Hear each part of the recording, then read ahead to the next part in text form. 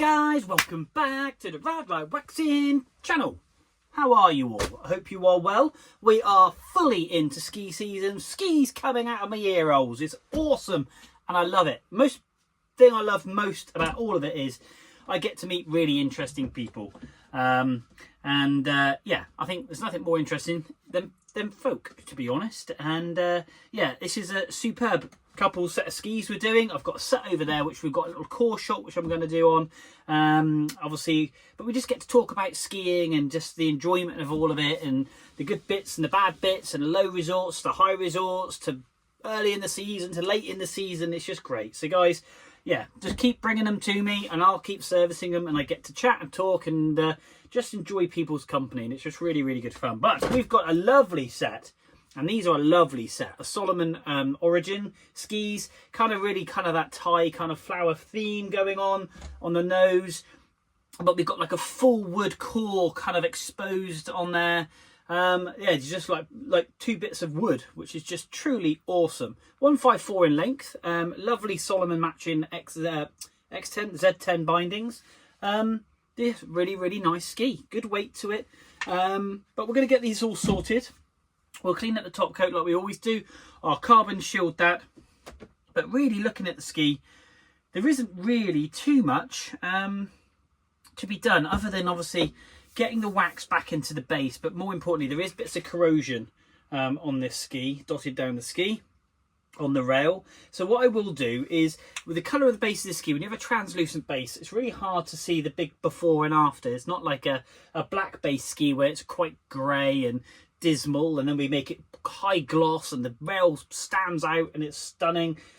You struggle to see this, especially with this solid wood ski that we've got here laminated between obviously the base and the top coat and all the fiberglass resin and fiberglass that's in it, with the stringers that run down either side to give the rails some strength. And if you notice, they widen here underneath the actual main pressure point of the boot, giving the ski a lot of rigidity under that area, obviously allowing it to turn. And like we always do, we dull and tip the ends in.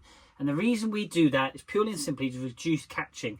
If you have a ski or a snowboard that is sharp from tip to tail, you will struggle to turn your board. It will catch, it will chuck you on the floor, and your hold down the mountain will nowhere near be as pleasurable as if we dull these in and we get a nice cut point from kind of here and here. And that way then it allows you to glide between your turns. It's not notching, it's not grabbing. And it will make a completely different feel to the ski. Nice sharp edge, so icy days you've got a good edge to hold on, so you can build confidence in your skis or your snowboard. And if you don't have that and you don't believe in servicing your skis, that's fine. But if you're going to make sure your edges are nice and sharp, but make sure you do not sharpen from one end to the other. Dull them back in, use a gummy stone. This is what I use, a little gummy stone. And that just dulls off and takes off that edge, and it will make all the difference. Believe me, trust me, it will make all the difference to your day out. So let's pop you in my hand and we'll have a quick look at these skis. But like I say, I think what I will do is I'm going to do a before and after, in the sense of the rails, for the simple reason you can just see how we get the corrosion off of these bad boys. So stick you in my hand, let's have a quick look at these awesome skis. So here we are. One lovely set of skis. Like I say, it's very hard when you've got the colour. You won't be able to get this leather to pop because it's underneath the base coat. It's not part of the base coat. We'll be able to make it higher gloss, definitely. So you will see this a lot more. It's a lot duller off of camera than it is on camera. But more importantly, we're going to get all these little bits of spots of rust off all the way down the ski. And we're going to tidy all this off. This is just where a little bit of moisture has caught, and we're just going to make sure. But like I say, lovely ski, really nice ski. Let's just pop that in the stand there and there. Side rail as well, a bit too close, got the dirt off my hands from servicing all these skis. There we go. So we got a bit of rust, nothing too bad, but quite a dull. So what we'll do, we'll use this Toco edge sharpener, and we'll make these rails up down the side look so much better. We put the kind of grinding marks in as well, which is really, really good. And yeah, going to be a big difference. So that's what we're going to focus on. What I'm going to do is I'm going to service this one ski here on time lapse, and then we'll have a quick look back on how the edges compare And we'll take this kind of a reference point just here on this ski, so kind of like where the nose cone base finishes, and we'll just see how this improves. Let's crack on.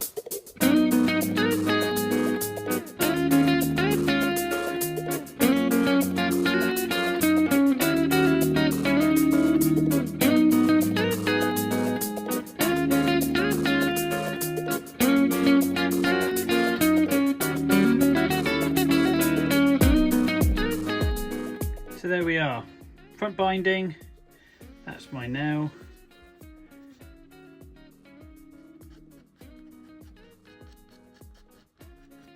You can see the nail it's taking off. That is super sharp, that is now, and that runs all the way down the side of the ski, and that always applies. Now if you go back down to this one here, it's quite matte finish. This is the other ski, you can see just there. If I try and keep the camera still, and you can see all these little nicks here, and that's why you've got to run down through, because these are little nicks and knocks where it's had impacts.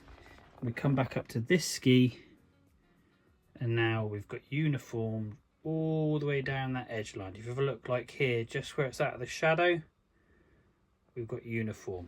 There we go. All the way down that ski. So that is nice and sharp. The only thing I haven't done on this ski is dull and tip the ends, which I'm going to do in my gummy stone now. But like I say, I always sharpen to the end, but then I get to choose. And you can see that shine line moving. That's how shiny it is. Where this one here is obviously, you can still pick the light up, but the actual sharpness of line is quite dull. And you can obviously see kind of a milkier edge to it. Come back up on here, and it's a lot sharper line, which is exactly what we want. That is exactly what we want. So we're going to clean this ski up, do the same to that one. But before I take this out, I'm going to use, and this is the gummy stone. What we do, we should literally go from the nose of the ski. We kind of come in, I always come in around about 6-7 inches, and I always try and find out kind of the ability. If you've got somebody that's relatively new, you don't need to put any pressure on it. We just dull those ends off. It makes such a difference. Like I say, still sharp, but it's nowhere near.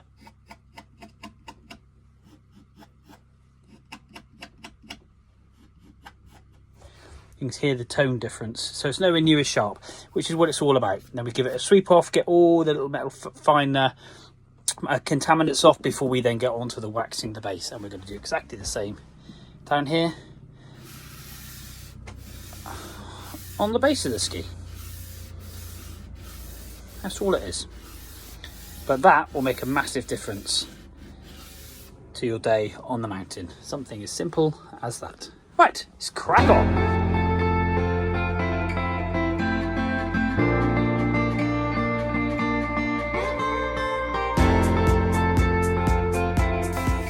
Guys, these Origin Salomon skis have been sat, and the temperatures really has dropped over the last few days, so these are lovely and cold now, and the wax is set and cooled down lovely, so that's now really embossed itself into the actual structure of the ski. Now what we're going to use is my favourite sharpener, which is nice and sharp now, and we're going to take the wax off the ski, making sure that we basically leave the very thin layer behind that's in the structure of the ski, and then we're going to polish it with brushes using a very hard brush first, pulling those bits of ball bearings wax out of the actual structure of the ski, and then polishing it up, and then we'll do the water test and see how slippery and slidey these bad boys are. So no further ado, let's stick some tunes on. As I say, let's make it snow.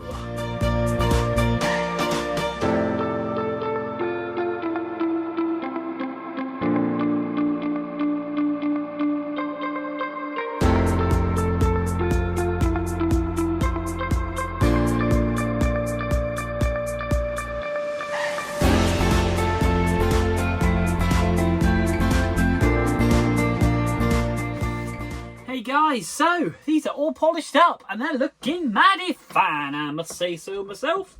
I am loving these bad boys, and now we're going to try the water test. So let's get a little bit of water and let's have a quick look and see how repellent these bad boys are. Oh, look at that. It literally is like a ball bearing.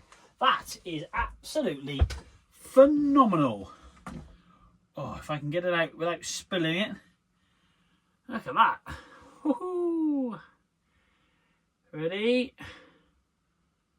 Oh, look at that.